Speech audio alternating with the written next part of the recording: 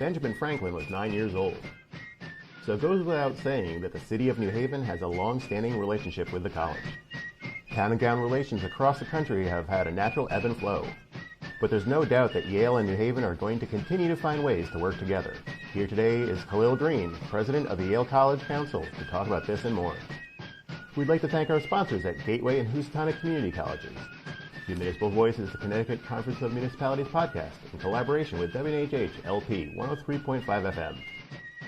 I'm your host, Matt Forward. As always, be sure to give us a like and let us know what you're thinking in the comments. CCM's Municipal Voice podcast continues to present a key forum on important state-local issues.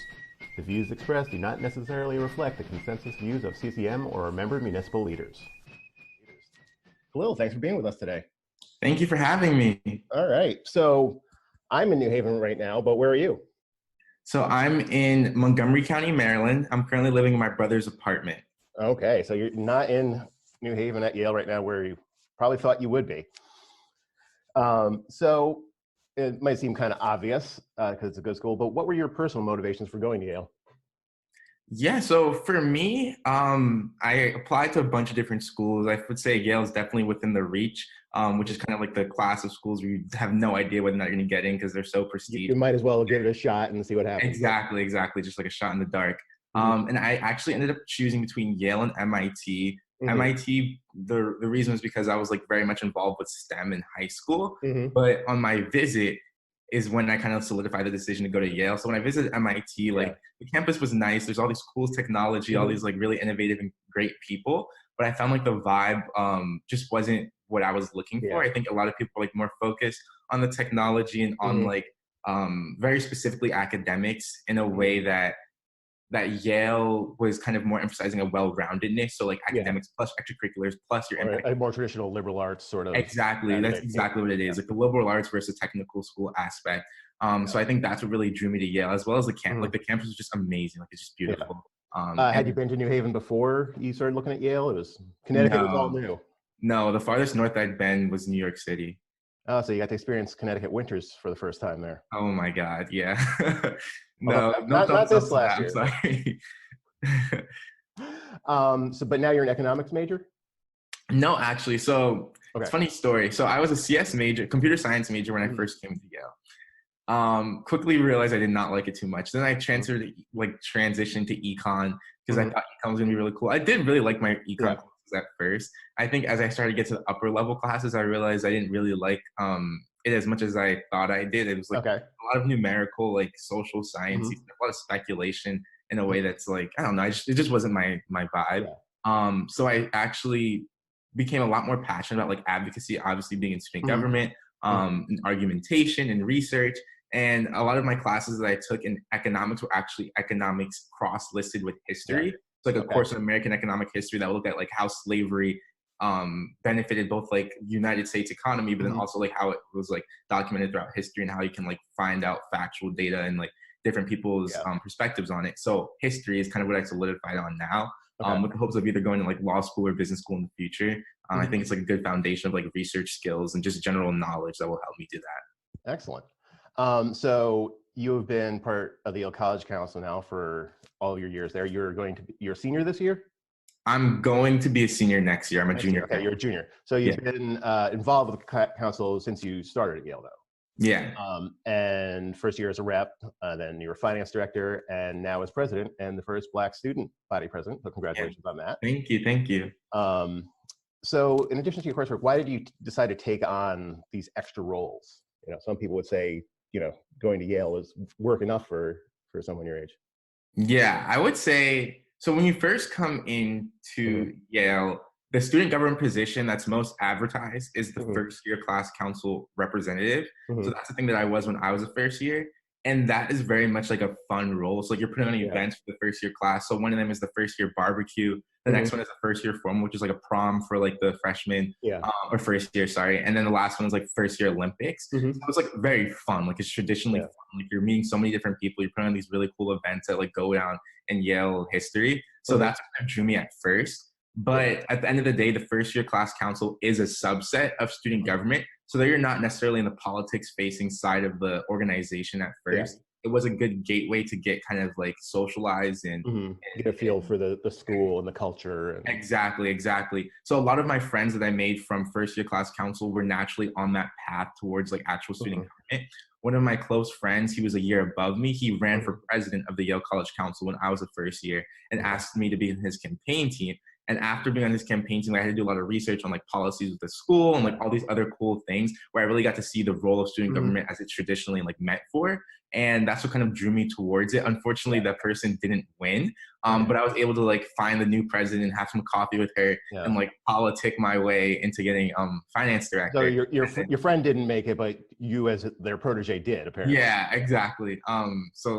Yeah, exactly. Were you involved with student government in high school, or is this new? No, never did anything. I never did debates, student government, nothing humanities related at all in high school. You're straight up STEM. I felt some Black Student Union, but yeah, nothing really like advocacy based.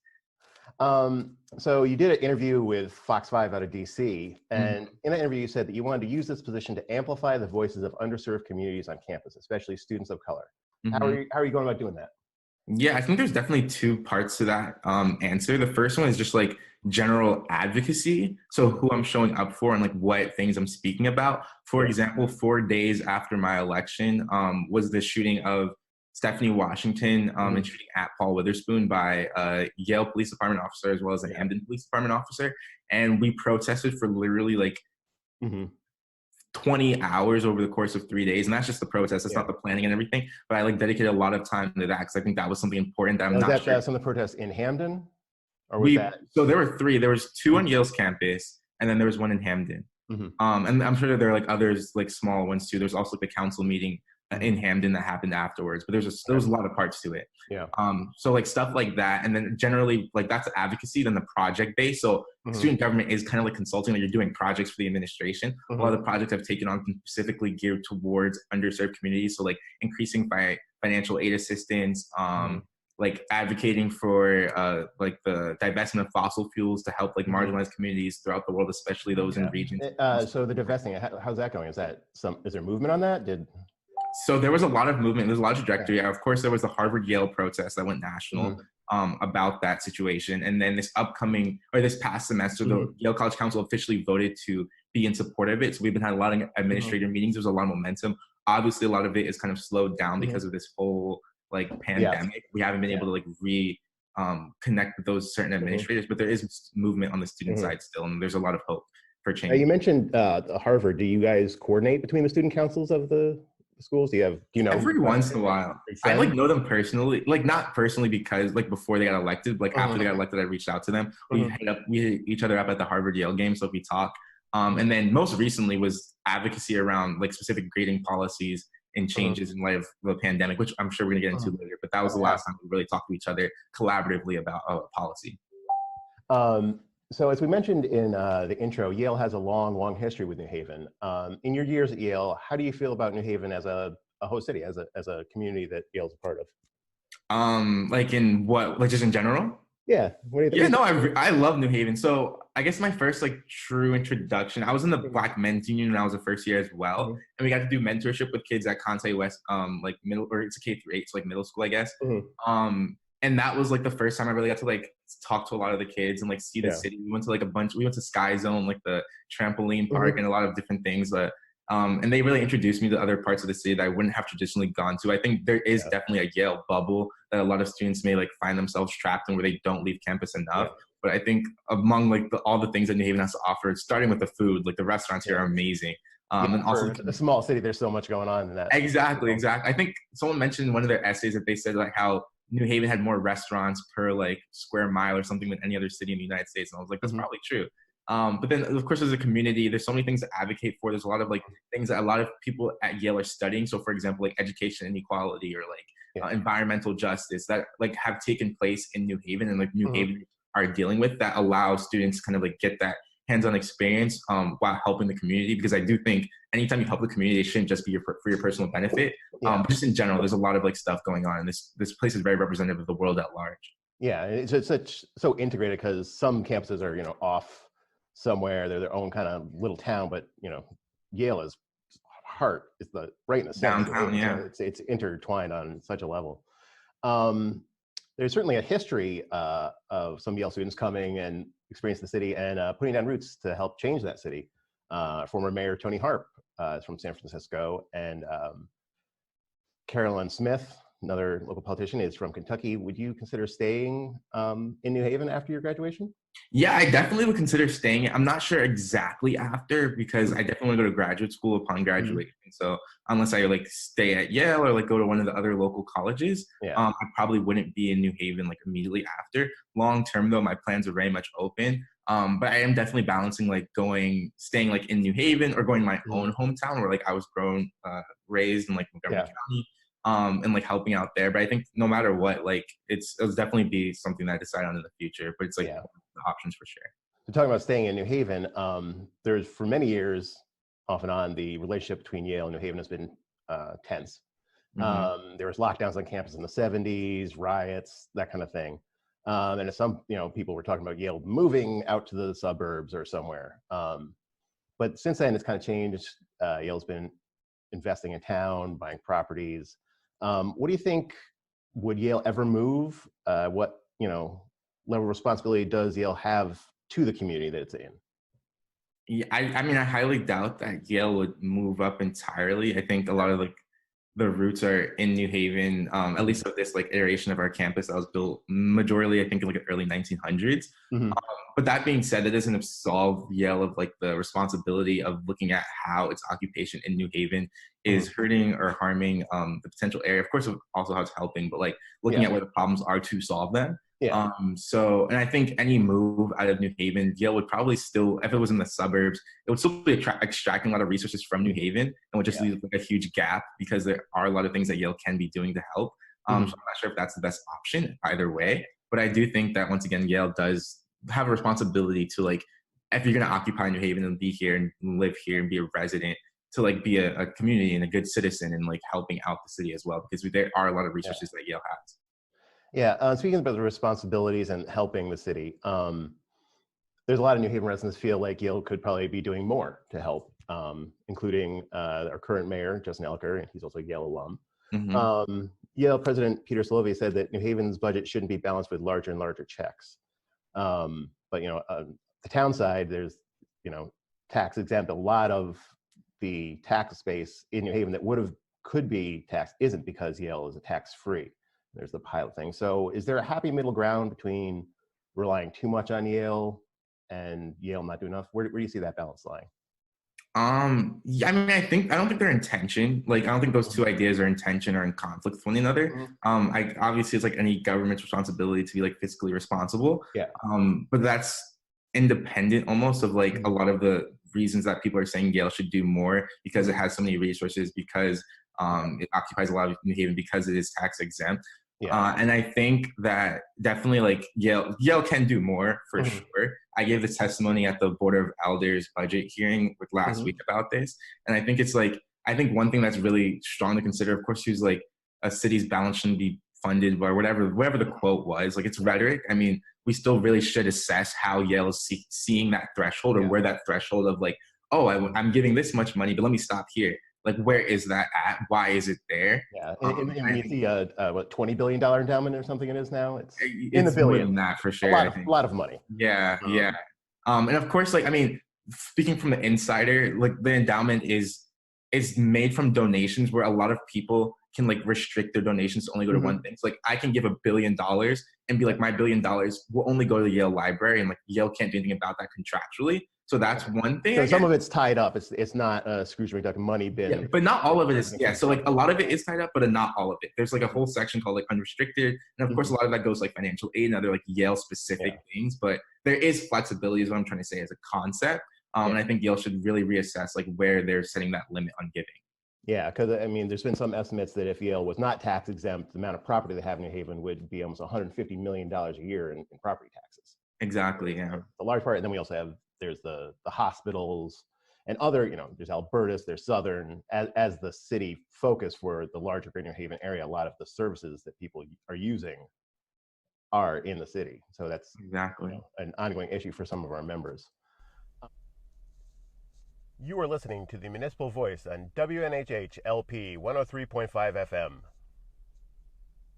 Like it's so important. It's the most important thing for everyone to come together as a community. I definitely think so there's something at Yale, it's called like the African American Affinity Network. And there's other affinity networks that include Yale faculty, so they're not like student focused or anything. And we did a lot of partnerships with them as the YCC early on, and like a lot of them take care of like dining hall workers' kids and like all these other things. There was a huge like multicultural fest that like every Yale faculty, not faculty, any Yale employee, so like anyone across the board could bring their kids to and show up to.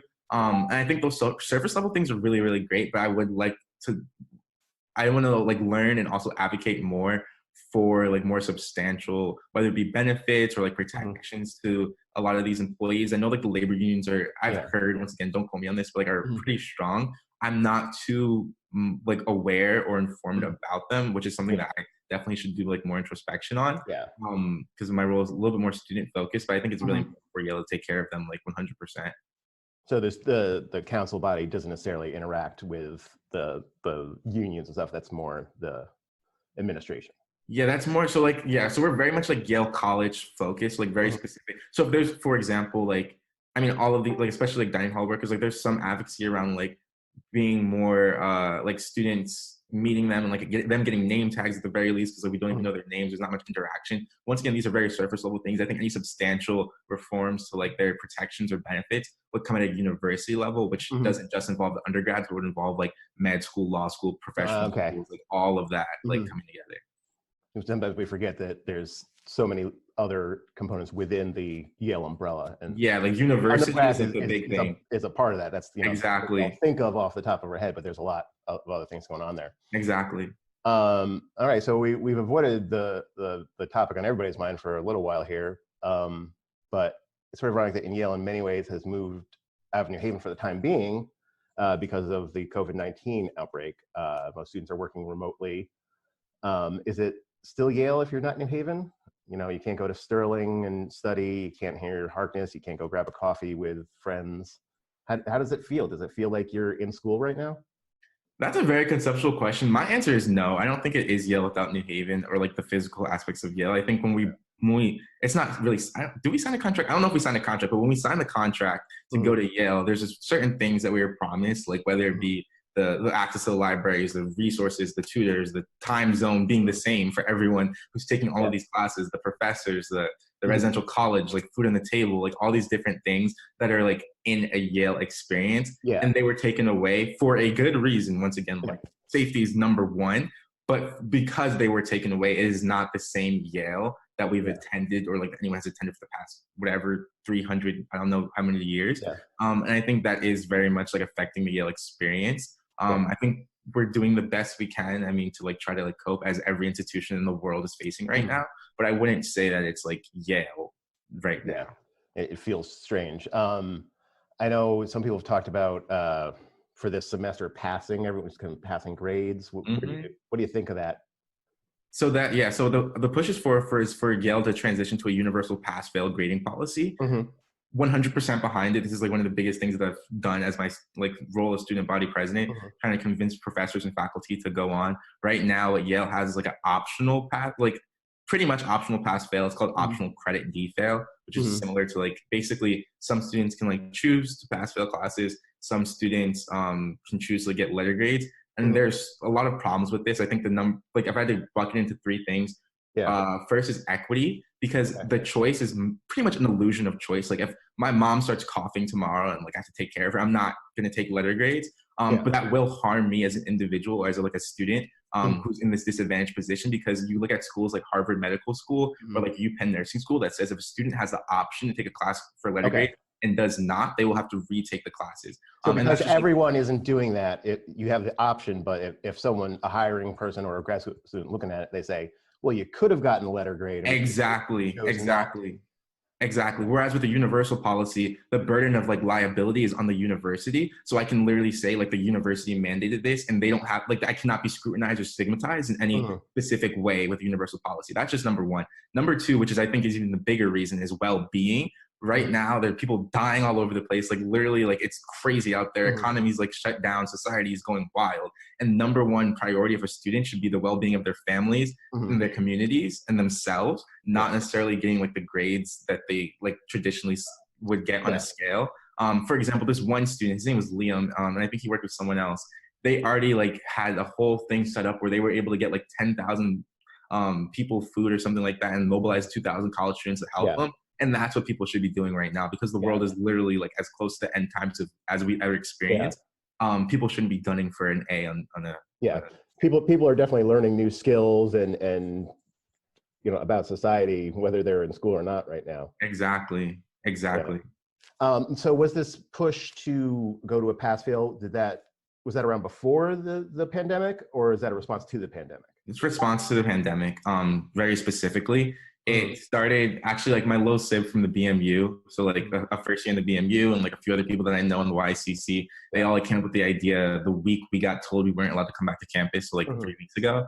And it was very, very, very unpopular when it first came out, but we've seen it grow. And like when you hear the message and the reasoning why, like a lot of people are turning to the point where 68.7% of Yale students support it, and 23.3% of students directly support the optional policy thing. And very similarly, professors, a majority of them did not support it last week, but after one presentation on Thursday that like I spoke at and a few other students, like there's no hard numbers, but it was heard that like over 2/3 of the professors in the room supported it by the end of that. So there's a lot of like growing support for it. And we'll hear a final decision Tuesday night, according to our dean of Yale College.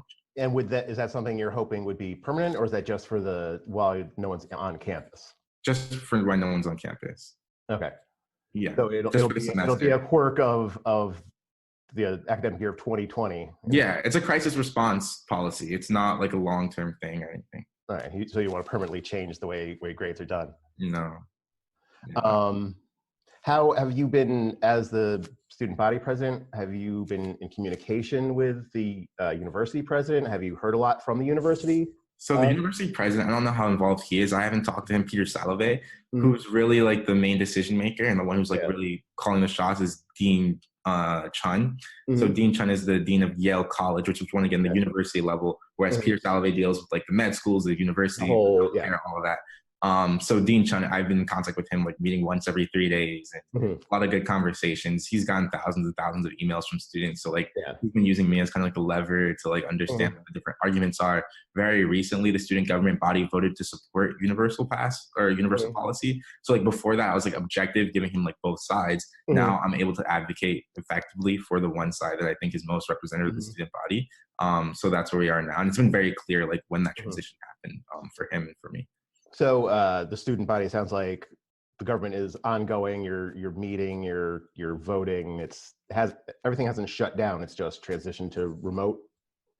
No, I wouldn't say that for sure. I think things have shut down. I think this one specific policy is so top of mind for so many people, but there's other policies as well, like getting everyone the refunds for their room and board, getting people's stuff and supplies sent to them, because once again we were kicked off of campus without like any notice really beforehand to like pack up anything. Yeah. So was it you left for spring break and then you didn't come back? Is that how it worked? Exactly. So we left for spring break. I think like so all your stuff is in your room. All my stuff is in my. I don't have any. I had 3 pairs of underwear when I came to my brother's apartment. Like that's how bad it was. Are there like dorm fridges going funky right now? We were told to unplug our fridges either way. I mean, I'm sure people. So yeah, I'm sure there are a lot of those. So it's chaotic. That's what I'm saying. I don't think things are business as usual. I don't think it's just like studying abroad from home. I think it's studying abroad from home in the midst of a world crisis, which is like very different. Yeah. We're trying our best to like really make effective solutions for the top of mind policy, but for like little things like all the stuff like divestment, like you were talking about, and all these other policies, we aren't able to continue at the rate that we would normally. So last week, things are changing so rapidly right now, but there was a little bit of, I won't say controversy, but there was a little bit of a back and forth between New Haven City Hall and the university about potentially using some of the facilities at Yale to house first responders and stuff who don't want to go home to their families and possibly infect them, so they're looking for temporary housing. And initially, Yale had said no, they weren't going to do that, but then kind of changed. Where do the students kind of fall on that? These are your dorms that they're talking about using, I assume, or your facility. I mean, for this one specifically, I haven't engaged with enough of the student body to speak for where I think the majority are like. Where are you at on it? Yeah, I can speak for myself. I mean, if it were my station, I would open up everything. I mean, the first responders are like literally trying to take care of people's lives. Like, of course, there's logistical things about like moving people's stuff and all of those, but I'm pretty sure they can be worked out. I think when you're making a decision, you have to like kind of understand what your fundamental values are, and then work through how it's going to get done. And I think if I were in the role, I definitely would offer up as many locations. I called my head of college the other day, who's like someone who like the head of my dormitory building, basically. And I was like, if you guys need my room, like take it, please. Like, I think that's really important. I mean, for sure. So this experience, what do you think it's going to change about Yale as a community and about your college experience? Like, when we're all allowed to go back, what isn't going to return to normal? What's the new reality, you think? I don't know. I love this question though. I don't know. I think we're definitely going to assess equity on campus. Like you said, like the grading policy we're focusing on is not meant to be like long-term in any way, but I do think it's highlighting how different everyone's home life is. Because usually we don't have to engage with that. Like, we are at Yale and then we go for spring break, but like everyone's traveling anyways. And then summer break, someone's doing an internship. We never had to be sent home like randomly, and told to like do school from home. So I think it's exposing a lot of the hidden and like concealed differences that people have. Like, some people are choosing the mansion to live in, and some people are stuck like in literally like in cars, and like what other case like are homeless at this point. So I think it's very, very important to like realize that. I think those conversations will continue. Things that will discontinue. I think also we're thinking about like money and like just like capitalism in general, of course, but like I don't want to get that deep, but just like how money functions, how our government functions, and how like the democracy and the way that it's set up, like how it can have barriers to like solving crises like this. Also like some good things, I guess, as well. And then also just generally like how money and how resources are being hoarded nowadays because people are like fearful. So they're buying up all the gas masks or the toilet paper. And I think we're going to really have to introspect about like how people understand resource acquisition and how people are engaging with that. And also just like healthcare and stuff. Because I think if there's like a huge economic collapse because like people couldn't get healthy and like we're having to like do that, I think that's going to be a conversation that continues. So there'll be a lot of big changes coming up. There'll probably be some courses studying this in the future. Yeah, for 100%. There's going to be at least, I can guarantee within the next 50 years, there's going to be at least like 10 classes that have the word coronavirus in their title. The year 2020.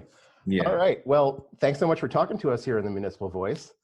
I'd like to thank our guest, Kahlil Greene. Thanks to our sponsors at Gateway Community College and Housatonic Community College. Learn more at gatewayct.edu and housatonic.edu. The Municipal Voice is a co-production by CCM and WNHH 103.5 FM. Kevin Maloney is our executive producer, Christopher Gilson is our producer, and Harry Draws is on the boards, and I'm Matt Ford, your host. Thanks again for speaking with us. Thank you. Have a great day. Stay safe, and I hope we get you back in New Haven soon. Thank you.